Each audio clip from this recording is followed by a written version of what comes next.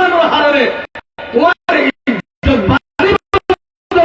কিয়ামত পর্যন্ত ইব্রাহিমের নাম লতাইব বলে বলে সুবহানাল্লাহ। হযরত ইব্রাহিমের আল্লাহ পাকে বানাইয়া দে খলিলুল্লাহ। ফুয়া যেটা আল্লাহ পাকে সন্তান জিবারে দিয়ে ইবার নাম হইল জবিহুল্লাহ বলে বলে সুবহানাল্লাহ।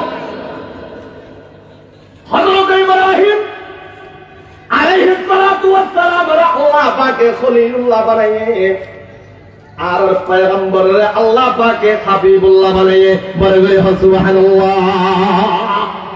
খলিল মানিও দোস্ত, হাবিব মানিও দোস্ত। খলিল মানি দোস্ত, হাবিব মানিও দোস্ত। খলিলুল্লাহ আর হাবিবুল্লাহর মধ্যে বেশ কম কি?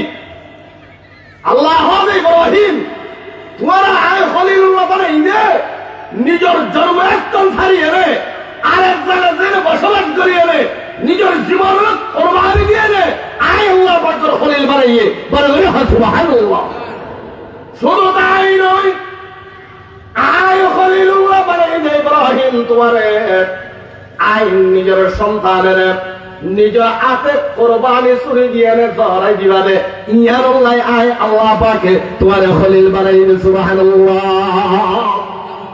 সুদান তোর শেষ নয়, ও ইব্রাহিম আয় আল্লাহ পাকে তোমারে খলিলুল্লাহ বানাই দে নমরুদের ওই কুন্ডার মধ্যে তোমারে ফেলাই দিয়ে তুই করিয়া পারিবা দে যদি নিজের জান্নাত পর্যন্ত আয় আল্লাহ পাকের দরবারত কোরবানি দিবেন জোরে আয় আল্লাহ পাকে তোমারে খলিল বানাই দে সুবহানাল্লাহ।